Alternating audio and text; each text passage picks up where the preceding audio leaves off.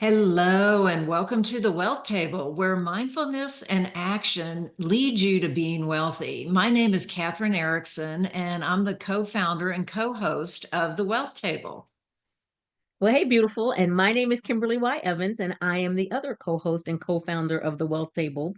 And so today, Catherine, what we are going to talk about, and it kind of goes with the theme that we've been talking about for a few weeks now, but what we're going to really talk about is that your January actually starts in December. And what we mean by that is that if you are planning to set goals that you want to have in place in January, you actually need to be planning those goals and putting in those proper steps in December.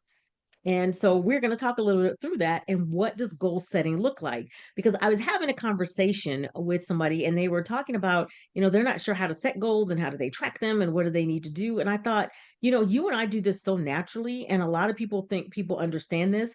And we're really, really good at telling people what to do as a group or as a society, but we're not really good at telling them how to do it. So, yes, set these goals, but how do you set them? And what does that look like? And how do you measure them? So I thought we could serve our listeners today by having a conversation about your January actually starts in December and what do setting goals really look like and how you should go about doing it. Okay, I love that. And you're so right, because we tend to look at people's results, but then they don't explain how they got there. Mhm. You have to pay Or for how long that. it took to get there for that matter. Right, right. And it's usually you have to pay for that information. Well, we want to give you this information for free that allows you to develop your own wealth and your own mindset that sees more opportunities. So, if you had a new client, Kimberly, who came in and said, "Hi, I don't know how to set goals. I know I need to do it, but I'm just kind of floundering," what would Mhm. you tell them? So this is interesting that you say that because one of my things that I want to say before I make this statement is this. The reason I can tell you how to do this and that it works is because I have done it myself. Mhm. So I'm not telling you something in theory. I'm not telling you that's the latest and greatest things. I'm telling you things that I have been through my entire corporate career and now as an entrepreneur and running my own financial services and business consulting firm that I do now. Fair enough? Fair enough. So, okay. So the first thing I want everybody to do is that you have to understand that you have to write down what your goals are. And your goals need to cover multiple parts of your life. So, one of the biggest mistakes people make is they only put in goals for like their job or their business, but they forget to put in goals for things like your health and your family and your finances. So, your goals need to cover multiple aspects of your life so that you can see how those things intersect. So that's the first thing is understand you are not a one-dimensional person. You are multidimensional. There are multidimensional parts in your life, and you need to make sure that you have goals for all of those things so that you're not feeling lopsided or one sided and you don't feel fulfilled because you forgot other parts of your life that are important. All right. So, goals in all aspects of the life. I'm taking notes. Okay, so things like your career, personal development, financial, spiritual, your family, your social life, your health, and then anything other than that. Maybe some random goal that you have, like one of my random goals is I want to learn how to speak fluent Spanish. Right. That's just something that Kimberly thinks is kind of cool because when we travel to the Caribbean, I want to be able to speak to them in their native language. All right. So, when I'm listening to this, I'm thinking, oh my God, that sounds like so much work. Mhm. And it's really not because you don't have to have a bunch of goals under each category and you don't have to have all of these categories. These are just some suggestions. Pick out some things that are part of your life that are important to your life. But what happens is, like, for example, if you say, I'm only going to do career goals, and you forget I'm going to do health goals. So you forget you want to go to the gym and have a healthy, active lifestyle, or you want to eat healthier. All you're then focused on is the goals that you wrote. And if you only wrote goals around your job, all of your attention and energy goes to just, I got to do everything for this job, or I got to do everything for my company. And all of your focus goes there. And then what ends up happening is you go lacking somewhere else. Well, if you have a goal that says, okay, I'm going to work hard in my company, but I'm also going to make sure I sleep 7 or 8 hours a day. I'm also going to make sure I'm eating healthy. Then you're doing those things in conjunction with one another, not opposite of one another or in conflict with one another. Well, or competing with one another. Correct. Yeah. Exactly. So it's things like that. So what that does is allows you to find the balance. Okay, these are the goals that I have. How much time and attention do I give to each one of these goals? Now, the important thing with goals also, and many of us have heard this, but I don't think people have actually been told what it means. Everybody hears about SMART goals, and it's an acronym. And SMART goals is really a way to define your goals. And so I want to go through them. So the S for SMART is specific. Is this goal specific? And when I say specific, I'm gonna use the simplest one, right? People say, I want to be healthy. Okay, but what does that mean? Yeah. Like, what do you want to do? You want to lose a certain amount of pounds? Do you want to gain a certain amount of pounds? Do you want to eat a certain way? What does I want to be healthy mean? Yeah. We need a specific goal. I want to lose 10 pounds. That's specific. We know that we're going to start here and we want to go 10 pounds down, right? Or I So want to that's get off all sugar, for example. correct. Exactly. It needs to be very specific so that you can monitor and track it. Now, it also needs to be measurable. So the M is measurable. So it's great to set a goal, but if you can't measure it, you can't track it. And then you also, and people think you're tracking it just to make yourself have a chore. What you're really tracking is so that you can reward yourself for the progress you're making. It's so that you know you are moving towards where you want to go. You want to be to track it so whether you achieved it or not. And the thing I will say is that you want to achieve and you want to measure, but you want to achieve every little measurement. Like if your goal is 10 pounds and you lose two, celebrate the two. You're on your way. And so measuring it gives you that opportunity to celebrate your successes. Now, is So it achievable? that's Oh, sorry, A you want to is go the back to measurable? achievable. Yeah. Yeah, the A is achievable. So can you do it? So for example, I want to lose 100 pounds in 10 days. Not going to happen. That's not achievable, right? I want to be a millionaire tomorrow. Probably not achievable, right? So you really want to make sure that what you're setting is something that you can achieve, like you can actually do it. And there's nothing wrong to have goals. Like the way I like to write goals is you have a minimum. This is what I would like to do. You have a target. This is ideal. And then you have a stretch goal. And so there's several books that are written and the term BHAGs, right? Big, hairy, audacious goals. So yeah, saying I want to lose 100 pounds, that's that big, hairy, audacious goal, but we're not going to do it by tomorrow. So we need to set, achievable goals that we can actually do to get to that big, hairy, audacious goal. And then is it relevant? Does the goal help me in this time? Is this relevant to my life?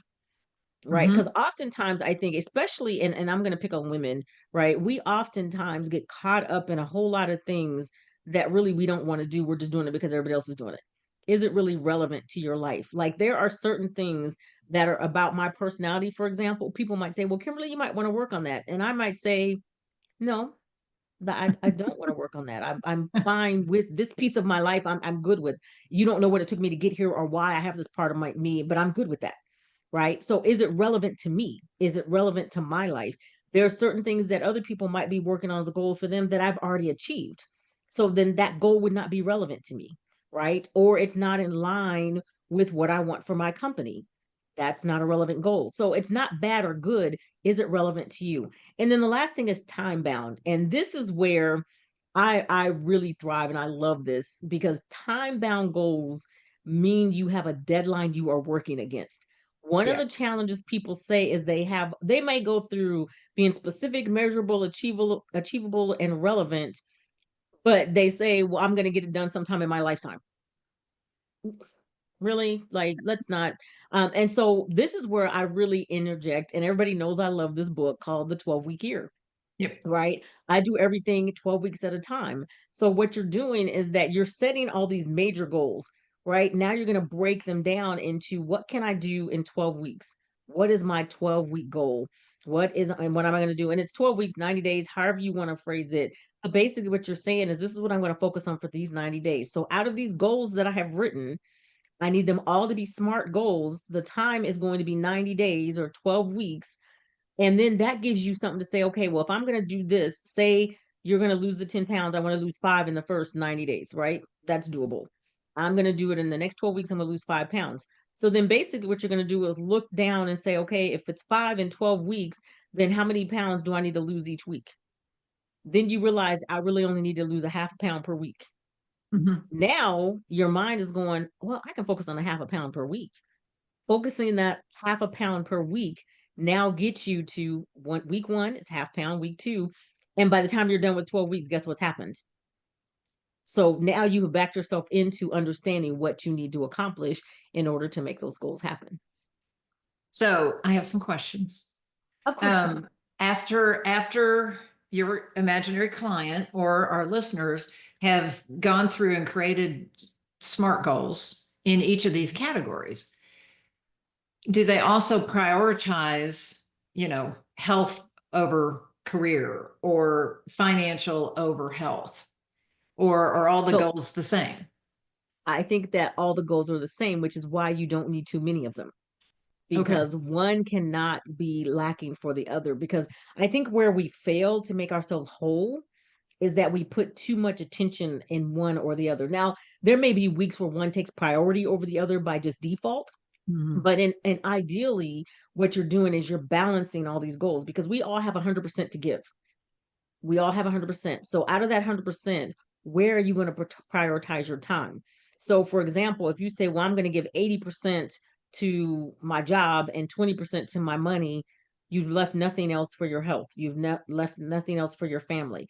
So what you really need to think about is, what does that look like? So one may have a little bit more importance than the other, but you Mhm. don't knock one off, because what will happen is you will feel incomplete. So you may say, yeah, great. And I'll use family and business because that is just a perfect conflict that's always in existence for people's lives, right? Yes, I hit my financial goal for 12 weeks and it was amazing. And I worked my butt off and I got it all done and it's all great. And your family's over here going, I haven't seen you at all. Right. Right. So, yay, I made my financial goal. Boo, my family's unhappy and they haven't seen me and they're miserable. Right. And your family's going, yeah, that's great, but what about us? Right. And vice versa. You can spend so much time on your family, especially when you're an entrepreneur. Being an entrepreneur, time blocking and managing your business like a business, acting like a CEO is so critically important. But you can't spend all your time with your family, because now I got all this free time. I can do whatever I want to do because I work for myself. And now your company is not making any money. So, yay, your family is super happy and you spent all this time with them and now y'all are broke. Yep. So, yeah, I would suggest that you find a balance between all of those things. And again, this is why you don't want a whole bunch of goals, especially if you're doing 12 weeks. You're not going to hit 20 goals in 12 weeks. Pick That's three fair. or four categories, maybe five categories, pick one or two goals under each one of those. That's all you're doing. And you're doing it 12 weeks. At the end of 12 weeks, you're going to reevaluate. You're going to keep what worked well. You're going to get rid of it. You may decide to change a goal or two, and then you start all over again. And you focus and you're laser focused for 12 weeks. That is it. You're not focused for 12 months. You're not 12 weeks at a time, 12 weeks at a time, 12 weeks at a time. And then by the time you get to the end of the calendar year, you have in fact hit every single goal that you've done, because you broke them down in bite-sized chunks that you could actually manage and focus on. Right. No, that makes so much sense. It's just there's so many competing systems, processes. Right now it's the holiday season. So there's just a lot going Well, on. this is the best time to do it, because putting these things in place in December, then in January you can just pull the trigger, because what you're doing in December is you were creating the habits that are going to allow you to exercise this. And the beautiful thing about creating the list and so what you have to do is put what tasks go for that, right? So using the exercise, what am I going to do each day to do that? And then you just say, this is what I'm going to do every single day, and it becomes a habit. Then no matter how you feel, you're not trying to figure out, what do I need to do towards this goal? You've already created a habit. My habit says, my routine says, so I'm not in the mood today. Oh, but I got to walk 30 minutes. Okay, well, let me go do my stupid 30-minute walk, right? That's how you feel about it, but you're going to do it because you created a habit and you said you were going to do it, and then you knock it out and you feel great. It's the same thing. I'm going to make phone calls between these period of time. I'm going to reach out to clients, whatever that schedule is. But when you do that and create a habit, because one of the things people make the mistake of is, I'm going to do everything that I'm passionate about, right? We want to live on passion. We want to live on the things that excite us. The reality is that passion doesn't make us do anything, because that's based on an emotional feeling about stuff. And Yeah. let's be real, if we all got to do what we emotionally wanted to do all the time, most of us would probably not do much. No. That's just real, Yeah. right? So we have to put in the habits that say, okay, this is what this looks like. These are the things I'm going to do to accomplish it. And then no matter how you feel, that routine, those habits, they just fall in place, and you will magically see that it all happens. So you're saying that it's important to have the supporting habits that will lead you day by day to accomplishing the goals. So set the goals first, be sure they're SMART goals, and then decide what habits will support those goals. Or Correct. look at your habits now to see, wait a minute, I'm spending way too much time on social media, for example, Mhm. or I'm spending too much time binge watching, or whatever it is that you do to relax. Maybe there's another avenue for you to, read a 15-minute synopsis of a health book or a self-improvement book. They have those apps now that summarize books, and you don't need to buy the book. It'll give you the meat of it just by reading the 15-minute summary. So set your goals, make sure they're SMART goals and they meet all 5 of those things that Kimberly talked about, and then decide and create habits that support your journey toward that goal. Mhm. Yep. And I'll give an example of something that has nothing to do with work or health. I have every single day, I write down in my planner, there are 4 things that get written down every single day. I have to read my Bible and do my Bible study every single day. I do a Spanish lesson every single day. I do exercise of some kind every single day. And I do some form of personal or professional development every single day. Now, those 4 things get written down every single day. Now, what I do in that space may be different, but every single day I'm writing it down. So now, yes, I'm going to make sure I read my Bible. Well, the habit I created was I'm going to read it when I wake up. That's what I work up to. And then after I finish my Bible study, I do my Spanish lesson. That's what I'm going to do. My exercise fits in the day and I schedule it on the day based on my schedule for the day. But exercise gets put on the calendar somewhere in every single day. And then personal and professional development, it depends on the types of meetings I'm attending that day. Mhm. And so those are goals that have nothing to do with my company. But then I sit and look at my company, for example, okay, how many clients do I need to speak to today? Or how many appointments do I need to set this week to reach the goal that I have for the week? Right. And then you just make that a habit to schedule that. So you literally get that granular. But then what happens is that then you don't have to overthink it because you just know, okay, every single day I have to do this. In order to get where I want to go, I have to do this. Well, and I know I blocked out 2 to 3 in the afternoon to make these follow-up phone calls with clients, for example. Correct. Yeah. And then you do exactly what you blocked the time off for. So to your point, Yeah. that doesn't mean I said from 2 to 3, I'm going to call clients and then like, oh, look at this reel. Or it's like, oh, my show's on. It's like, no, that's what you said you were going to do. Create the habit of keeping commitments to yourself, Yes. keeping yourself in line with what you said you were Yes. going to do and what you're working in. And what this is a theory called day tight compartments. And I've what never you're heard of it. doing, yes, so what you're doing is you're creating habits that instead of having to worry about every single week, every single month, you are worried about a single day because you know if you operate based on what you said you were going to do in that day, you have accomplished what you need to accomplish. So it's called a day tight compartment. And all you're doing is saying, Hmm. just the 4 things that you see, I did them off the top of my head. I had to Right. create that habit. I had to create that memory. And I still write it down every day, but I know it off the top of my head. But so each day I'm going to do a Bible study. I don't say I have to read the whole Bible, Right. right? That's the goal. Now, in the last 4 years, I've been through the Bible 4 times, forward and backwards. So, Right. but that took 4 years to do in day tight compartments by doing Bible studies every single day. Right. Right. So things like that. All right. And it's the Well, same way with everything. yeah, that's really good. So I'll put in the show notes about the 12-week year and the SMART goals in case you didn't catch all of those.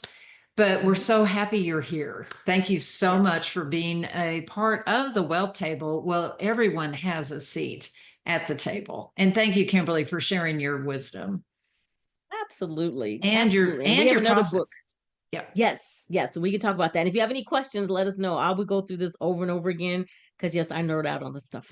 Okay. And she's a good one to nerd out with. Yes. All right. Take care. Bye. Bye, everybody. Thank you for joining us.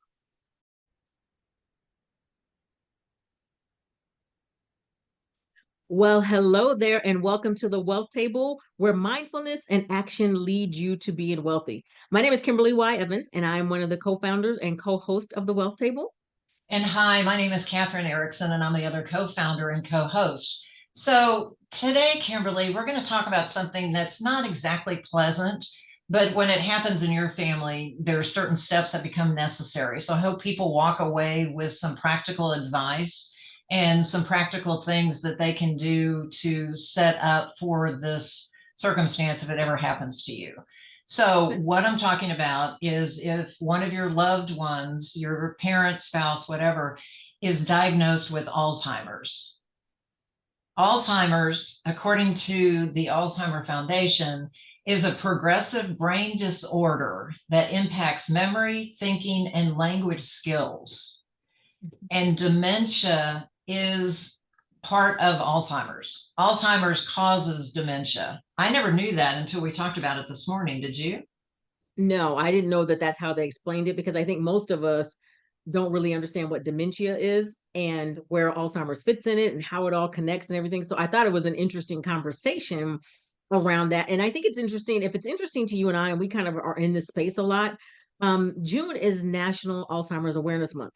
And I think it's critically important to this because one of the things that's so unique about Alzheimer's or dementia is that there may be some signs that indicate somebody might have it, but there's no way to predict whether somebody's going to get it or not. Mm. And so, with that in mind, you need to be planning according to the possibility, right? And a lot of elderly people are getting, and a lot of people have kind of cognitive issues. Some of them may be around Alzheimer's, some of them may be other forms of dementia or things that are causing it, but it can be very, very confusing. But here's the key to this conversation, right? Is that the family members have to deal with it, Yeah. right? So I think we often think about, okay, well, the person who has it is having troubles, but the reality of it is they don't even realize what they're doing. The family members are the people that then have to turn around and figure out how do you care for this person because it's somebody you love now that is not 100% themselves and it could get increasingly get worse. What do you do and how do you handle that?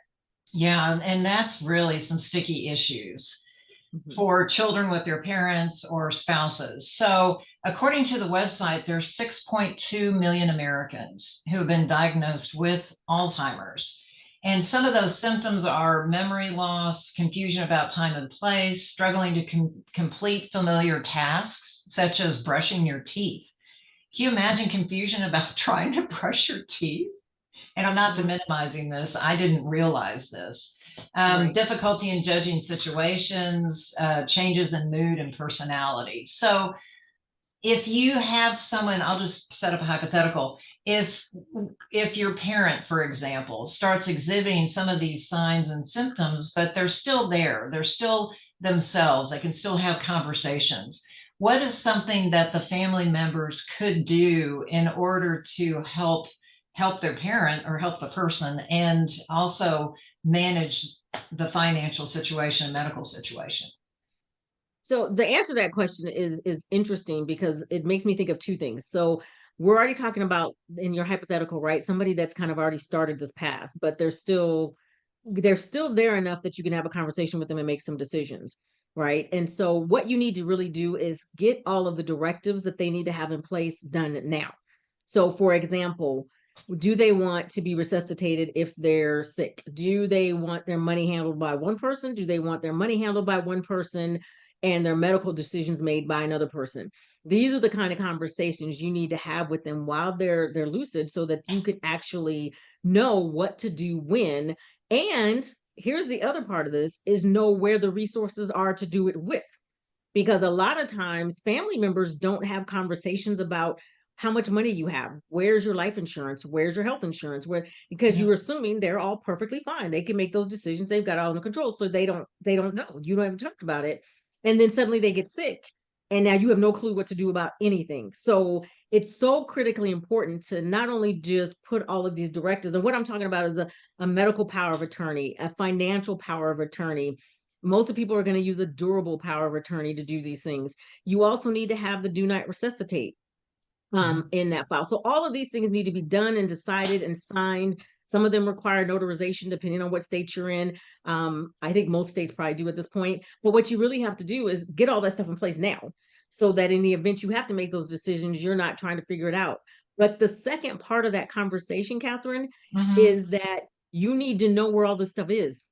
So even if you have a financial power of attorney, for example, do you know what bank account they have? Do you know where their money is? Do you know where to go get it? Do they have a power of attorney or a pay on death at the bank or the credit union? All these kind of conversations, although they all seem such a drab and nobody, when you're in that situation, you're going to completely panic. If you have the conversations ahead of time, now you're able to just operate in caring for your elderly parent or aunts or uncles, whomever it is, without the stress of how do I care for them? Yes. That makes sense. It makes total sense. So I know you're not giving legal advice. This is more practical advice to help in this type of situation. So if there's not a concern yet, as you said, Alzheimer's is unpredictable. Do you think people should still do this with their parents and obviously with their spouse or their significant other? Yes, I think people should do this yesterday, 10 minutes ago, Okay. with everybody. Because here's again, right? It doesn't even have to be Alzheimer's, it could be any kind of cognitive impairment whatsoever. And it could be caused by a number of things. But I know we always see it in elderly people, but they're also starting to see it in younger people. The reality was we don't know, Catherine. We really have no idea what tomorrow's going to bring. So what I'm suggesting is that and this is a firm belief of Kimberly. So let me put that out there first. I believe that everybody needs to have all of their directives in order. Mhm. They need to have a will and they need to have a trust. Ideally, all of those things are going to be in place. You're going to work with an amazing estate planning attorney, which obviously we have several. You're also going to work with a CPA, and you're going to make sure all of these things are done in place and in order so that you don't even have to worry about this. I suggest people do this before your parents start aging too much. I suggest parents do this with their kids so their kids are aware, even if they may not remember it all, having it all written down, having it all organized and everything, because it allows everybody to move through these transitions of life without Yes. any of the stress that lack of planning causes. And I know you have seen families that, because of lack of planning, are in a total panic. Correct. Yeah. Yes. And matter of fact, I can use me personally. My mother-in-law passed away from rapid onset dementia, which what ended up happening is her body started shutting down on her and she ended up having a heart attack, is what the actual cause of death. But what brought all that on was her rapid onset dementia. She went from being perfectly normal one day to completely a different person the very next day, literally, like in a 24-hour period of time. Like Um, overnight? like overnight, literally. Like Wow. she was one person one day and a different person the next day. And the doctors were telling us that, yeah, there were signs probably, but not being a trained professional, most of us aren't thinking that those are signs of any kind of thing. People are just tired or people are stressed. Or, I mean, it's just kind of what it is.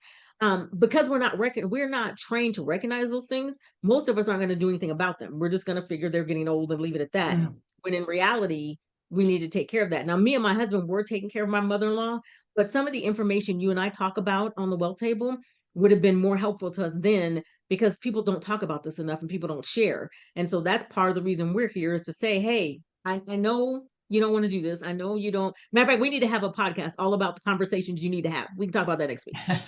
But I need people to understand, like, this is important while everybody can express how they feel and what their opinions are and what they would like to have happen.